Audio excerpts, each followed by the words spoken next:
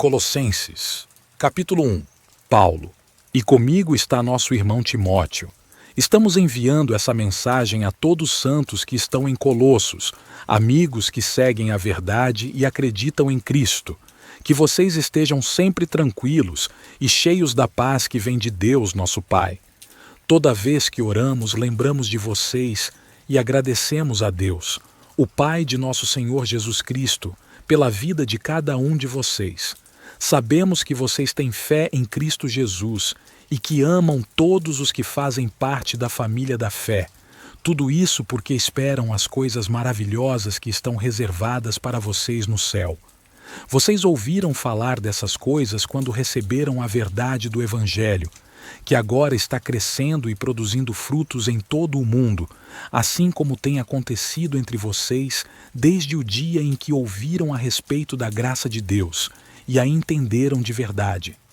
Vocês aprenderam tudo isso com Epafras, nosso querido amigo e fiel ministro de Cristo a serviço de vocês. Foi ele quem nos contou sobre o amor que o Espírito Santo despertou em vocês. Desde o dia em que ficamos sabendo disso, não paramos de orar por vocês. Pedimos a Deus que vocês tenham completo entendimento da sua vontade, com toda a sabedoria e entendimento espiritual. Assim, poderão viver de maneira digna do Senhor e agradá-lo em tudo, produzindo bons frutos em cada boa obra e crescendo no conhecimento de Deus. Oramos também para que sejam fortalecidos com todo o poder que vem do seu glorioso poder. Assim, terão toda a perseverança e paciência de que precisam, acompanhados de alegria, agradecendo ao Pai, que nos capacitou para participar da herança dos santos no reino da luz.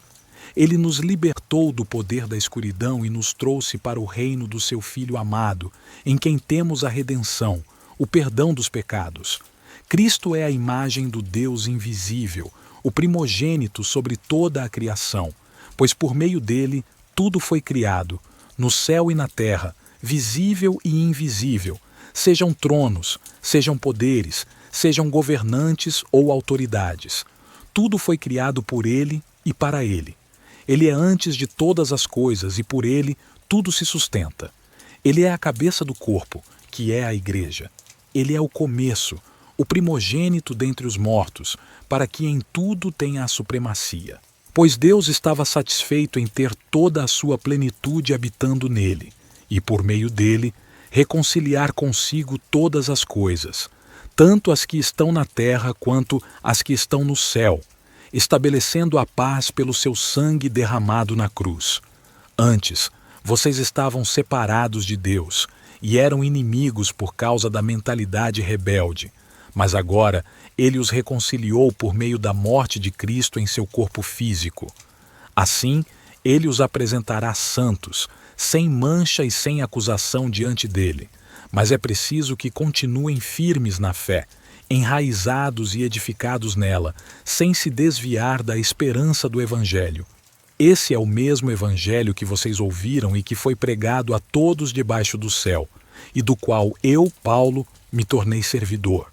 Agora me alegro nos sofrimentos por vocês, e completo em minha carne o que falta das aflições de Cristo, em benefício do seu corpo, que é a Igreja. Fui feito ministro dela de acordo com a responsabilidade que Deus me deu para apresentar-lhes plenamente a palavra de Deus, o mistério escondido por eras e gerações, mas agora revelado a seus santos. A eles Deus escolheu dar a conhecer entre os gentios a gloriosa riqueza deste mistério, que é Cristo em vocês, a esperança da glória. Anunciamos a ele, advertindo e ensinando a todos com toda a sabedoria, para que apresentemos todo o homem perfeito em Cristo. Para isso eu me esforço, lutando com toda a energia que ele poderosamente provê em mim. Colossenses, capítulo 2. Quero que vocês saibam o quanto eu luto por vocês, pelos que estão em Laodiceia e por todos que nunca me viram pessoalmente. Meu objetivo é que eles sejam encorajados, unidos no amor e enriquecidos pela compreensão completa e conhecimento do mistério de Deus, que é Cristo. Nele estão todos os tesouros da sabedoria e do conhecimento. Digo isso para que ninguém os engane com argumentos que parecem convincentes. Mesmo que eu esteja distante fisicamente, estou com vocês em espírito, celebrando a ordem de vocês e a firmeza da fé que têm em Cristo. Assim como vocês receberam Cristo Jesus como Senhor, continuem a viver nele. Estejam enraizados e edificados nele, fortalecidos na fé como foram ensinados, e transbordando de gratidão. Fiquem atentos para que ninguém os faça prisioneiros por meio de filosofias vazias e enganosas que se baseiam nas tradições humanas e nos princípios elementares do mundo e não em Cristo, porque toda a plenitude da divindade vive em forma corporal em Cristo. E vocês estão completos nele, que é o cabeça de todo poder e autoridade. Em Cristo, vocês também foram circuncidados, mas não por um procedimento humano. Foi por meio de uma circuncisão feita por Cristo, ao se despojar da natureza pecaminosa, sendo enterrados com ele no batismo e ressuscitados com ele pela fé no poder de Deus, que o ressuscitou dos mortos. Quando vocês estavam mortos em pecados e na incircuncisão da sua carne, Deus os tornou vivos com Cristo. Ele perdoou todos os nossos pecados, cancelando a escritura de dívida que nos condenava. Ele a eliminou, pregando-a na cruz. Desarmou os poderes e autoridades, fez uma exposição pública deles e os derrotou por meio da cruz. Por isso, não deixem ninguém julgar vocês pelo que comem ou bebem, ou em relação a festas religiosas, luas novas ou sábados. Essas coisas são apenas sombras das coisas futuras. A realidade é encontrada em Cristo. Não permitam que ninguém que tenha prazer em humildade e na adoração de anjos os desqualifique. Tais pessoas dão detalhes sobre o que viram, inflando-se arrogantemente com a sua mente carnal. Eles não se mantêm unidos à cabeça, a partir da qual todo o corpo, sustentado e unido por seus ligamentos e tendões, cresce como Deus faz crescer. Já que vocês morreram com Cristo para os princípios elementares deste mundo, porque, como se ainda pertencessem ao mundo, vocês se submetem a regras. Não toque, não prove, não manuseie. Todas essas coisas têm aparência de sabedoria, com sua autoimposta adoração, falsa humildade e severidade para com o corpo, mas não tem valor algum para refrear os desejos da carne. Colossenses, capítulo 3. Se vocês se identificam com a vida de Cristo e com o que Ele fez por vocês, então foquem nas coisas lá de cima, onde Ele está sentado no trono ao lado de Deus. Não fiquem obcecados com as coisas aqui da terra, pensem nas coisas do alto.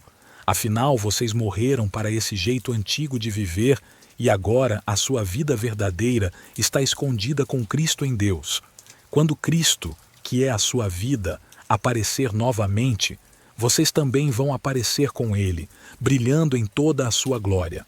Então, larguem todas as coisas ruins do passado, comportamentos sexuais inapropriados, impureza, paixões descontroladas, desejos ruins e a ganância que é basicamente idolatria. Por causa dessas coisas, a ira de Deus vem sobre aqueles que não seguem seu caminho. Vocês já viveram assim antes, mas agora, larguem tudo isso. Deixem de lado a raiva, a ira, a maldade, a calúnia e as palavras feias que saem da boca de vocês. Não mintam uns para os outros, porque vocês já se livraram do velho eu e das suas ações. E agora, vocês estão se renovando, se tornando mais como o Criador a cada dia. Nesse novo jeito de viver, não importa se você é judeu ou grego, circuncidado ou não, bárbaro ou escita, escravo ou livre.